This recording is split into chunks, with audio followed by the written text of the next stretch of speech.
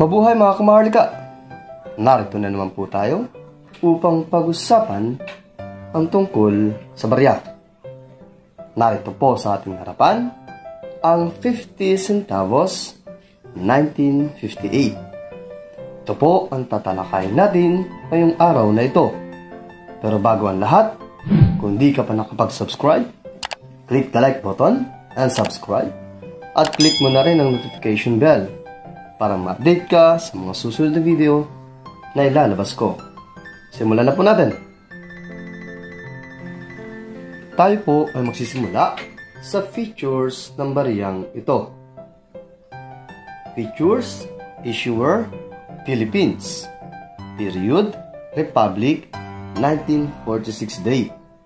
Type, Standard Circulation Coin. Years, 1958 hanggang 1964. Value, 50 centavos. Currency, peso. Composition, nickel brass, 70% copper, 18% zinc, and 12% nickel. Weight, 10 grams. Diameter, 30.3 mm. Shape, round. Technique, milled. Orientation, coin alignment. Demonetize? Yes, hindi na po natin ito ginagamit sa ating sirkulasyon ngayon. Number and number sign 11099. References, KM number sign 190, Shun number 28. Ngayon po, tayo dadako sa harapan ng ating barya. No? Kung makikita natin, sa taas, may nakalagay na 50, yan po, no? 50 centavos. Sa baba, kung kailan siya ginawa. Ito ay 1958. Ito po ang obverse ng ating barya. Tumako naman tayo sa kanyang reverse. So, ito po yun, no? Okay. So, sa gitna, makikita natin ang sagisag ng Republika ng Pilipinas. At yung nakapaikot na salita, Central Bank of the Philippines. Tapos, meron tuldok dito, no? Okay, so yan po ang kanyang reversed. Yung kanyang edge naman, kung yung kanyang gilid, no? So, ang tawag po natin dyan ay reeded. Yan po. Mint, no? Kung saan siya ginawa. Ito ay sa United States, Philadelphia. So, yun po, no? So, 1972 date. So, meron dito nakalagay na comment. For the 1958 dated coins, 1,000 were minted in 1958 and 9,999,000 were minted in 1959. So, sinasabi dito na 1,000,000 piraso nito ay ginawa noong taong 1958. At yung mga natitirang na 9 million ay ginawa na noong 1959. Pero, ang kanyang date ay 1958. Ginawa lamang siya ng sumunod na taon. So, ang problema lang natin dito, hindi natin malaman kung alin dito sa mga ito ang ginawa noong 1958 at yung ginawa noong 1959. Ngayon naman po, dadako na tayo sa presyo ng bariyang ito na ayon, no, sa ating pinagkakatiwalaang website na Numista. So dito po ay nabigay siya ng presyo, no? So 1958, meron po siyang 5 million na mintage. So ibig sabihin, meron pong 5 milyong piraso nito, no? So meron siyang 34%. Yung kanyang fine ay nagkakahalaga ng 17 pesos. Yung kanyang very fine ay nagkakahalaga naman ng 36 pesos. Yung kanyang extremely fine ay 144 pesos. At yung kanyang almost uncirculated ay 186 pesos. At ito yung pinakamalaki, no? Yung kanyang uncirculated, so hindi pa talaga siya nagagamit. Kung napakaganda siya, pinakamagandang condition ng barya, ito po ay nagkakahalaga ng 211 pesos. Ayan po ay sa taon ng 1958. Meron pa po tayo ditong 1964. So sa 1964 naman, yung kanyang fine ay 25 pesos. Yung kanyang very fine ay 25 pesos din. Extremely fine, 49 pesos. Almost uncirculated, 49 pesos din. At yung kanyang uncirculated ay 92 pesos. Ayan po. So, yan po ang presyo ni Numista. Updated po yan, no? So, si Numista po kasi lagi nag-update yan ng kanyang website. So, that is the updated price mula kay Numista. Ngayon, so tignan natin sa Lazada. Meron dito sa dulo muna, no? Sa dulo kasi ng website ng Numista, pinapakita niya yung eBay. So sa eBay, ito po ay binibenta ng na nakalagay, no? So 50 centavos, 1958. So ito ay binibenta ng 1.99 euro. Dito lang po sa kabila ay ito, may date naman 1964, Philippines 50 centavos, XF or extremely fine. Coin 2-year issue, better din natin binuksan, no? Ito po ay meron presyo na 6.85 pesos. Dollars, sorry, no? Hindi po dollars, hindi pesos. eBay nga pala to. So, ayun ay around kung 52 na ang palitan dollars ngayon. So, times natin, mga nasiguro nasa estimated lang natin, no?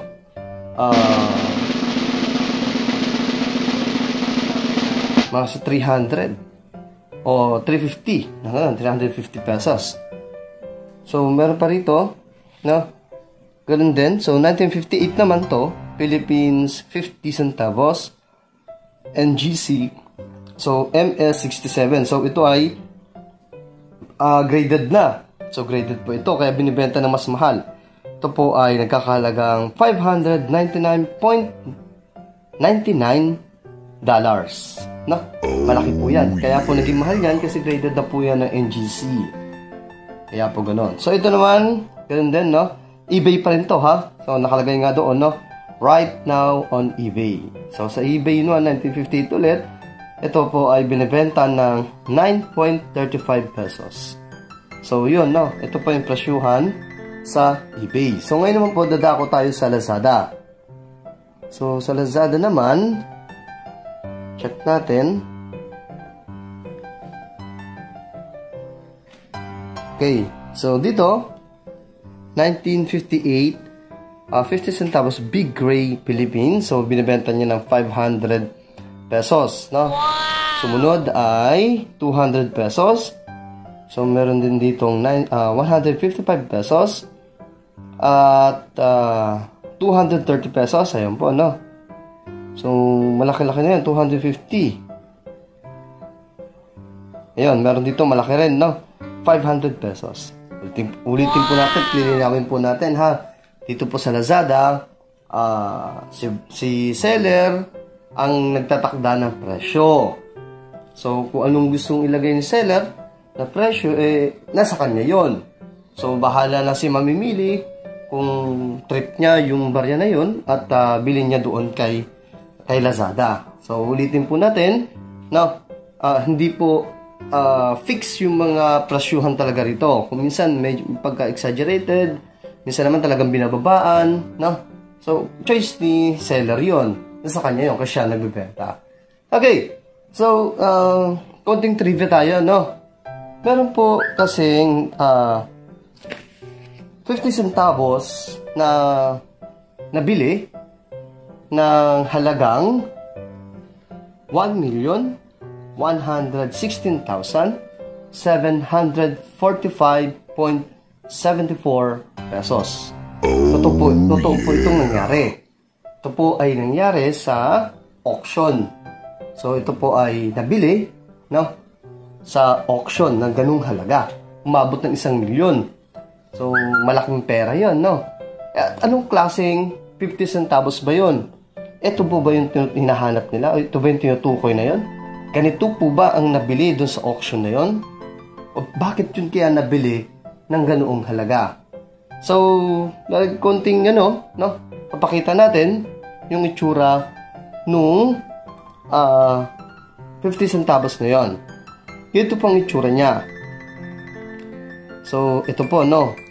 Ito ay 50 centavos US administration.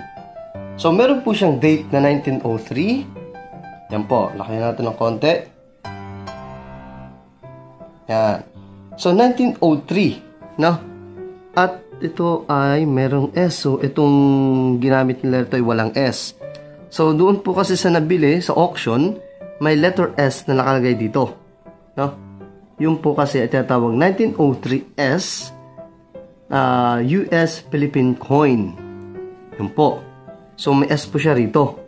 So, napakamahal po na nabili na yun sa auction. Kasi, syempre pag sa auction, graded na po ng NGC yun, no? At meron pang isa na nag-grade din ng mga barya. Kaya umabot po ng ganung halaga yun. At syempre, bakit ba nabili ng ganun yun? So, konting lang tayo, no? Ano ba pagkakaiba ng dalawa? So, ito po ang features niya. Syempre, para siyang Philippines. Ang issuer niya, so, ang period niya ay insular government. So, pag sinabi insular government, ito po yung panahon na kung saan tayo po ay pinamumunuan ng mga Amerikano. Kaya po tinawag na insular government. Ito po yung mga taon na yon. Type, standard circulation coin. Years, 1903 hanggang 1906. Value, 50 centavos. Currency, peso. Halos walang pinagkaiba, no? Dito tayo nagkatalo ngayon sa composition. Ito po kasi ay gawa sa silver. So, 0.900 and then copper is 0.1. So, 0.100, no? So, almost, no? O halos gawa talaga siya sa silver. So, malaking pagkakaiba. Ito po kasi gawa sa nickel brass at may konting nickel, no? So, hindi po ito yon. Pero malay nyo, yung hawak ninyo ay yun na pala yung katulad ng nabili doon sa auction. Pero kung titignan niyo, magkaiba po kasi yung kanyang likuran. Ito po kasi nakalagay ay Central Bank of the Philippines. Yung isa po kasi, titignan ninyo, no? Ito po yung likuran niya. So, malaking pagkakaiba. So, nakalagay dyan is United States of America. Tapos, dito nakalagay kung kailan siya ginawa. Kung anong year siya ginawa. Okay. So, tuloy tayo. Tuloy natin. Weight, 13.4784 grams. Diameter, 30 mm. Shape, round, parehas lang din. Technique, milled, parehas lang. Demonetize, syempre, hindi na po siya ginagamit. Number, N, number sign, 15873. References, KM number 167, Sean, number sign 6. Obverse, halos walang pinagkaiba, no? Yung kanyang obverse ay yung babaeng ito na nakatayo na mayroong hawak na parang ano yata yun, maso, no? Oo, maso nga yan. Tapos yung sa baba is Advil ba tawag doon? So, hindi ako sigurado kung anong tawag doon sa may pinagpokpokan ng maso, no? Kung alam niyo yung sagot, paki-comment na lang doon sa comment section. Okay. Then, yung kanyang likuran, malaki pong pagkakaiba. Yan po, no? Ito po yung likuran ng 1958. So, ito po ay gawa lang sa Pilipinas. Yung isa po kasi ay gawa sa Amerika. No? So, ito yun. Okay. So, yun po, no? Yun ang pagkakaiba nilang dalawa. So, paras lang naman din na reeded yung edge nila. At yung presyo. Doon tayo magkakatalo. No? So, sa presyo rito, sa Numista, 1903 niya is 1,441. 1903. Wala pang nakalagay doon. No? 1903 lang. meron ditong tinatawag 1903 proof. So, meron siyang mintage na 2,558, 1.9%. So, yung kanyang uncirculated na mahal na, no? Nasa 21,094 pesos na agad sa 1903 na proof.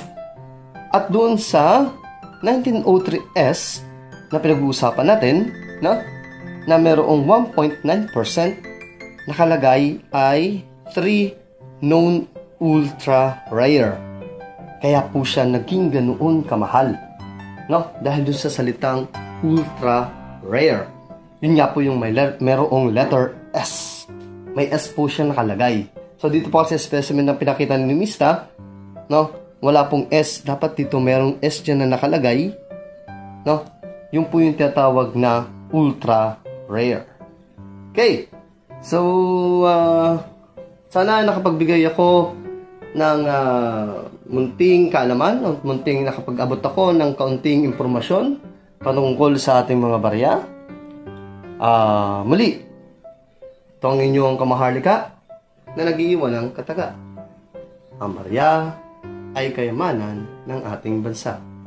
Ikaw, kayamanan ka ba niya? Maraming salamat po.